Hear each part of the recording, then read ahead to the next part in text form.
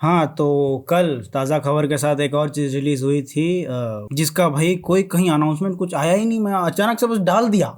हाँ, तो स्त्री 2 ठीक है, अमेज़न प्राइम पे आ चुका है, आप चाहे तो जाके देख सकते हैं। तो मैंने भी जाके देखी भाई कि मतलब एक बार और तो देखना बनता है भाई, मज़ा आता है। ठीक है, पिक्चर में कुछ भी बोलो मज़ा तो आता है, बट जब दोबारा मैंने देखा ना तो मैंने बहुत चीज़ नोटिस किया कि भाई ये अभी टॉप 1 बन चुकी है ऑल इंडिया हिंदी क्रॉसिंग में। 600 करोड़ से ऊपर कमाया शायद इसने, मेरे को पक्का फिगर्स नहीं मालूम, मैंने देखा नहीं, बट मेरे को जितना मालूम है 600 करोड़ से ऊपर कमाया। एंड दिस इज ग्रेट, ठीक है, कि भाई कोई कम बजट में मूवी बन रही है जो कि इतना कमा रही है, this is good. But movie में कमियां भी बहुत है, बहुत से अधिक है मैं बोलना चाहूंगा। ये मूवी चल गई, ये मूवी थिएटर्स में चल गई बिकॉज ऑफ कॉमेडी। ठीक है, कि इतना दिन बाद भाई एक फैमिली एंटरटेनर एकदम कॉमेडी आई, इसको देख के भाई हंस सकते हो थिएटर में। भाई मेरे पास अभी भी है वो, रुको मैं सुनाता हूँ। ठीक है, आप दारू पी के आएंगे?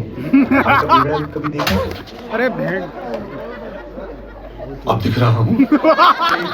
ये हंसी देख रहे हो, ये मेरी हंसी, मैं थिएटर पे इतना हंस रहा था, एक एक जोक पे भाई जो हंसी निकली है भाई, थिएटर हिल रहा था। बट चलो कॉमेडी के कारण भाई अच्छे अच्छे कॉमेडियंस भाई, जिनकी कॉमेडी टाइमिंग भाई चुम्मेश्वरी है, उनके कॉमेडी के कारण मूवी बहुत चल गई, बहुत से अधिक चल गई। बट अब जब इसकी स्टोरी पे आते हैं ना, तो मैंने थिएटर में भी ये चीज नोटिस की थी, मतलब थिएटर से निकलने के बाद। बट ये चीज मैंने अपने रिव्यू में बोली नहीं थी, क्योंकि मैं रिव्यू में थोड़ा ज्यादा ही एक्साइटेड था, तो मेरा रिव्यू जाके चेक कर सकते हो, मैंने किया था स्त्री 2 का रिव्यू, मेरे मेन चैनल पे होगा। मैं नीचे लिंक डाल दूंगा। मैं बेसिकली स्टोरी के बारे में सोच रहा था कि इन लोगों ने राज एंड डीके वाली स्टोरी उठाई और उसी टेम्पलेट पे एक और पिक्चर बना दी। बहुत हद तक तुम अगर सीन्स को मर्ज करना चाहो ना, तो वो सीन्स वैसे ही बैठते हैं जैसे राज एंड डीके ने बनाए थे। जैसे स्त्री आती थी, सबको उठा के ले जाती थी, सरकट आता है, सबको उठा के ले जाता है, फिर बीच में पता चलता है कि ओ इससे बचने का ये तरीका है, फिर वो ये वो, फिर वही लोग बैठ के उसी जगह प्लानिंग करते हैं, फिर एंड में एग्जीक्यूट होने के बाद जैसे वो नंगे पुंगे चल के आते हैं, ये सब साड़ियां में चल के आ रही होती हैं। तो बहुत हद तक ना तुम बोलोगे कि भाई 1 में भी तो बहुत हद तक स्टोरी यही थी, बस अब क्या किया है, चेंज कर दिया है, स्टोरी को थोड़ा सा बदल दिया है, थोड़ा सा अपग्रेड कर दिया है।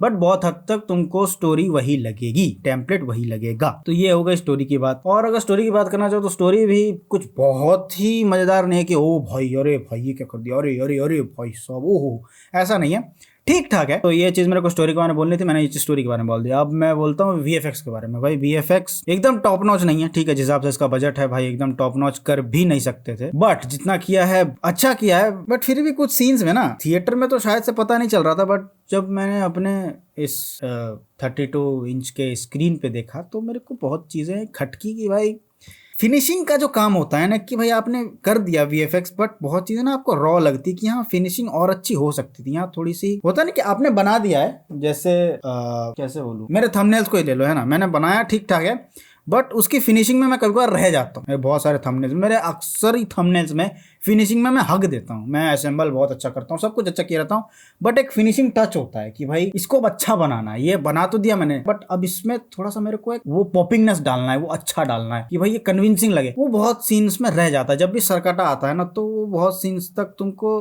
खटकेगा कि ठीक नहीं लग रहा है, यहाँ कुछ कुछ खराबी है, ये ऑड लग रहा है थोड़ा सा, ये तुमको फील होगा। हाँ, ये हो गई वीएफएक्स की बात। अब बात करते हैं यूटिलाइजेशन की। जो एक्टर्स को यूटिलाइज ठीक से किया नहीं है, जो कैमियो एंड में वो आता है, क्या नाम है अपना, भेड़िया, ठीक है, वरुण धवन, उसको बस वो कूदाने के लिए लाते हैं और एंड में बस वो मुन्नी की चड्डी, बस वही है। जबकि उसको बहुत यूटिलाइज कर सकते थे, बहुत चीजें कर सकते थे ये। और वरुण धवन का जो कैमियो था मेरे को बहुत अंडर यूटिलाइज लगा कि भाई इसमें तो और एक्सप्लोर कर सकते थे। आपने बस एंडिंग पे लाया, थोड़ा सा लड़ा झड़ा दिया, एंड में म्यूजिक वीडियो दे दिया, बीच में एक छोटा सा एंड क्रेडिट दे दिया, तो ये चीज मेरे को खटकी। और जो सबसे बड़ी प्रॉब्लम मेरे को लगती है कि भाई इन्हें बहुत हद तक ये रिलायबल हो चुके हैं 3D के ऊपर, मतलब कंप्यूटर ग्राफिक्स, 3D क्या बोल रहा हूँ, कंप्यूटर ग्राफिक्स, CGI बेसिकली।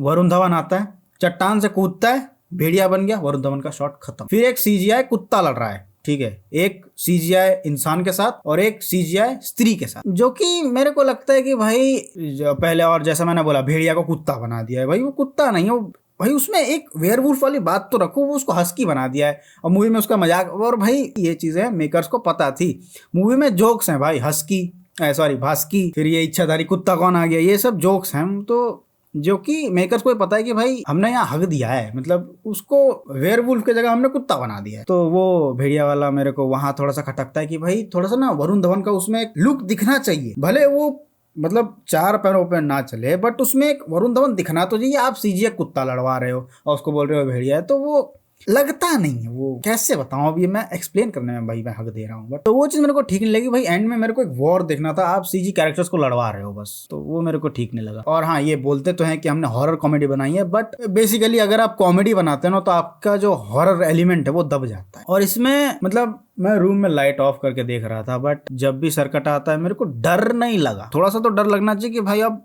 आया है, वो एक शैतान है, राक्षस है, तो उससे थोड़ा सा तो भाई लगना चाहिए। आपने हॉरर कॉमेडी बनाई है, हॉरर का थोड़ा तो एलिमेंट रखो। वो फिर मैं वही चीज बोल रहा हूँ कि भाई वो फील नहीं होता।